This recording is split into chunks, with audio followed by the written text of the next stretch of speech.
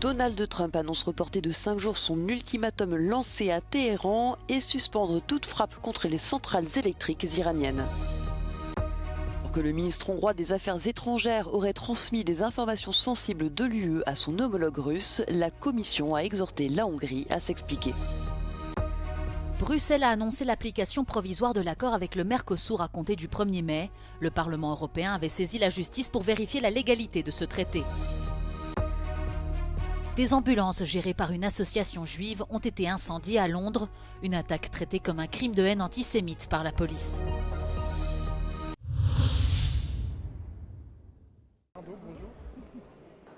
L'ancien Premier ministre Lionel Jospin est décédé à l'âge de 88 ans.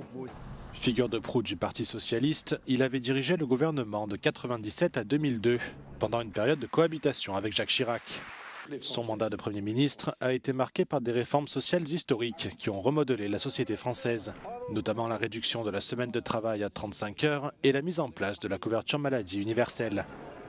Lionel Jospin a également été le pionnier des partenariats civils avec le Pacs, accordant des droits légaux aux couples de même sexe bien avant la légalisation du mariage pour tous en France.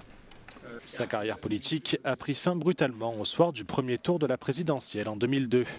En troisième position derrière Jacques Chirac et Jean-Marie Le Pen, Lionel Jospin avait alors annoncé à la surprise générale qu'il se retirait de la vie politique. L'ancien héros de la gauche a ensuite siégé au Conseil constitutionnel de 2015 à 2019. Après l'annonce de sa mort, Emmanuel Macron a salué un grand destin français.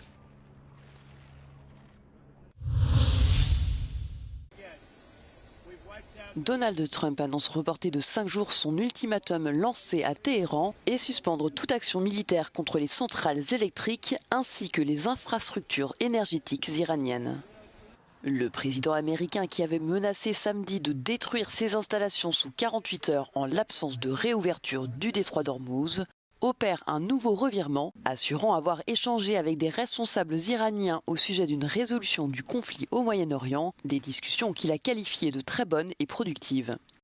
Il n'existe aucun dialogue entre Téhéran et Washington, a toutefois répliqué le pouvoir iranien, qui estime que les propos de Donald Trump ne visent qu'à faire baisser les prix de l'énergie et à gagner du temps face à des marchés fébriles. Un peu plus tôt, Téhéran avait averti qu'il frapperait les installations électriques des États-Unis et de leurs alliés au Moyen-Orient et qu'il viserait spécifiquement les bases militaires en cas d'exécution de la menace américaine. Auparavant ce lundi, alors que des spécialistes russes travaillent à la centrale nucléaire de Boucher en Iran, le porte-parole du Kremlin Dmitri Peskov avait mis en garde contre toute attaque contre cette installation. Sur le terrain, tout au long du week-end et jusqu'en début de journée lundi, l'Arabie Saoudite, les Émirats Arabes Unis, Bahreïn et le Koweït ont continué d'intercepter des missiles balistiques iraniens. En Israël, alors que 2 missiles ont frappé le sud du pays, Tsahal a annoncé lundi mener une grande vague d'attaques contre Téhéran.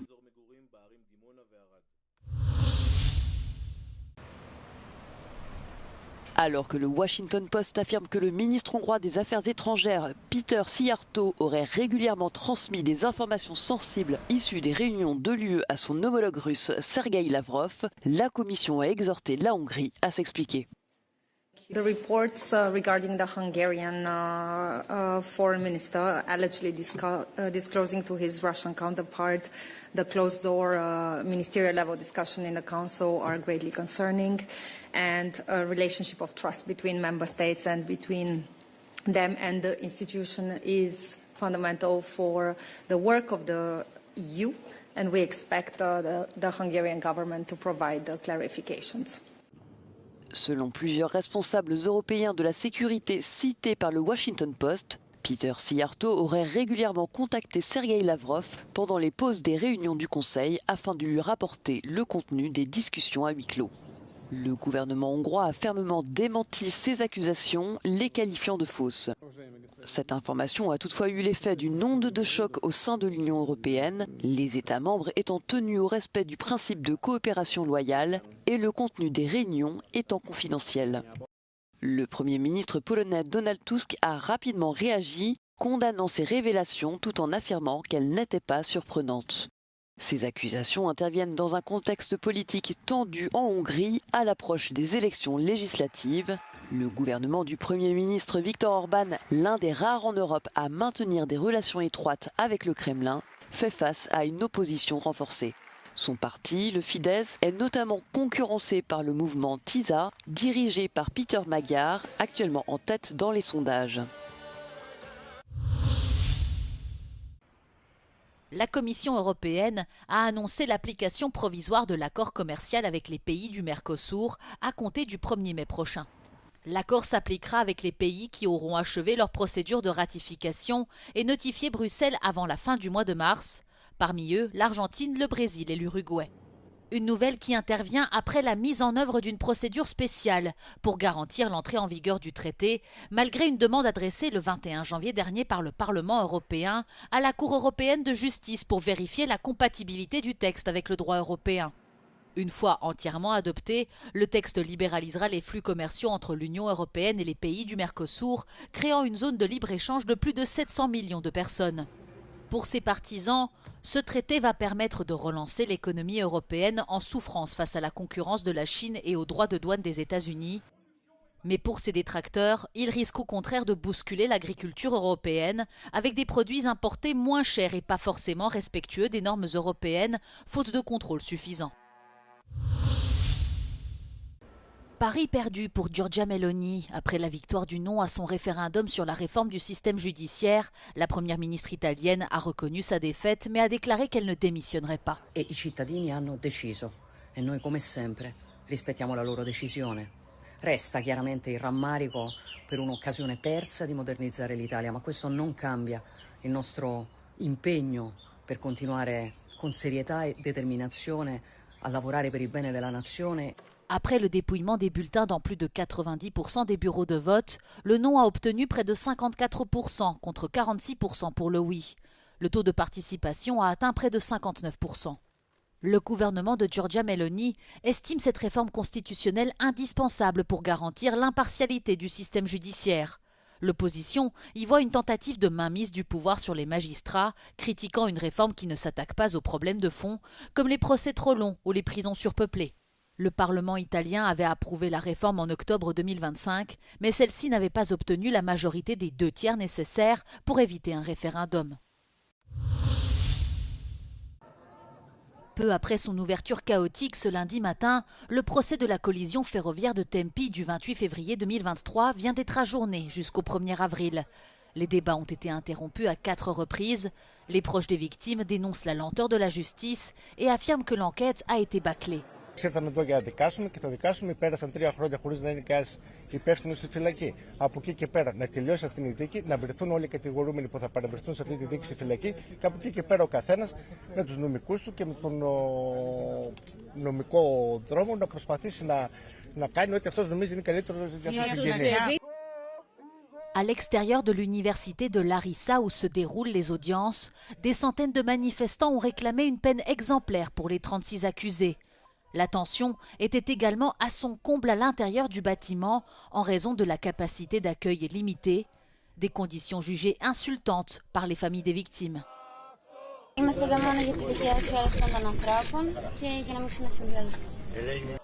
Plusieurs des 250 avocats des parties civiles ont dû rester debout faute de place assise. De nombreux journalistes ont même été sommés de quitter la salle d'audience par la cour, une demande qui a indigné les proches des victimes. L'accident ferroviaire de Tempi a fait 57 morts, essentiellement des étudiants. Leur train a heurté une cargaison illégale de produits chimiques explosifs, ne leur laissant aucune chance, selon un rapport d'experts. La police britannique enquête sur une attaque antisémite à Londres ayant visé 4 véhicules d'un service bénévole d'ambulance géré par une association juive, incendiés dans la nuit de ce dimanche à lundi. Les agents ont été appelés à Golders Green, un quartier londonien où vit une importante communauté juive, après avoir reçu des signalements d'incendie. Selon les premiers éléments de l'enquête, des bouteilles de gaz présentes sur les véhicules ont explosé. Les habitations voisines ont été évacuées par mesure de précaution. Aucun blessé n'a été signalé. We can see smoke coming forth all over the place to find out that, unfortunately, 4.5/5 ambulances were destroyed by disgusting, awful, scum people who prevented people trying to get medical help. Une vidéo issue d'images de télésurveillance et circulant sur les réseaux sociaux montre 3 personnes cagoulées entrer dans le parking où se trouvaient les ambulances et déclencher le feu avant de prendre la fuite. La police est encore à la recherche des suspects. Le Premier ministre britannique Keir Starmer a dénoncé une attaque antisémite profondément choquante.